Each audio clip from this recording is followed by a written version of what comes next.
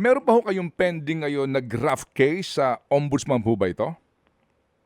Yeah, yan po yung technical malversation at conspiracy na nagbigay daw ng pabor, no, sa isang Opo. kumpanya. Yan po ang pending din, no? Okay, na, opo. Yan, I think it arose from the congressional investigation. Opo, sige. So hiwalay po itong graft case na po ito. Criminal din po ito, pero ito po sa usapin na po nung aligasyon ng irregularidad for the purchase of Dengbaxia.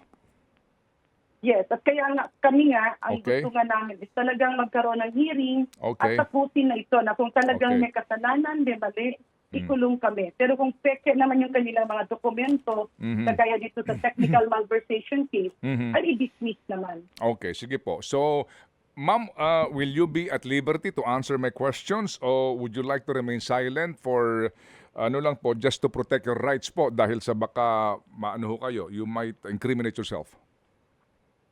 Sa alin pong usapan, sir? Ito po sa ma'am, sa usapin po ng graft case po ninyo. Would you like to continue with my questioning or would you like to remain silent dahil baka po kayo makapagsalita po na hindi po naaayon sa inyong mga sasabihin po sa ombudsman? Well, depende naman po dun sa tanong. I Okay. believe pwede Sige. naman pong sagutin. Okay.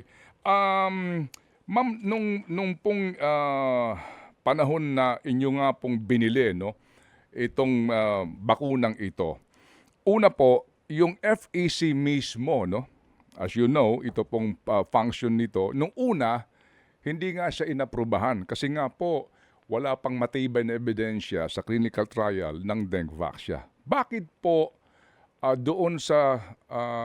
bakit po talagang urgent ang gusto ho ninyong pagbili ng Dengvaxia that time?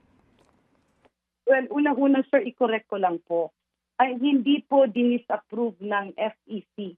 Ang FEC po, ang Formulary Executive Council, ay ginawa at binuo dahil sa generic law. Kaya nga po nagkaroon ng kalituhan kasi ang FEC ay nag-appear na parang FDA. Ang FDA po ay ang ahensya dealing with safety and efficacy. Ang FEC naman ay ginawa dahil sa batas ng generic law para yung mga bibilhin ng gobyerno ay sang-ayon dun sa batas ng generic law. Now, hindi po sila nag-disapprove, pero I think it was a series of meetings, 3 or 4, hindi ko na po makita. Kasi ako naman ay ministerial. Hindi po nila never po na dinisapprove ng FEC ang kanilang recommendation. Kasi kung ano ang recommendation ng FEC, sinusunod lang yan ng Secretary of Health. Although depende, no? Pero ako, lahat ng rekomendasyon nila ay sinunod namin. So, nung sinabi nilang approve, meron nga sila dong conditions na comply naman yung conditions except yung testing kit. Kasi yung pinipresinta na testing kit during that time ay hindi pa tanggap ng buong mundo.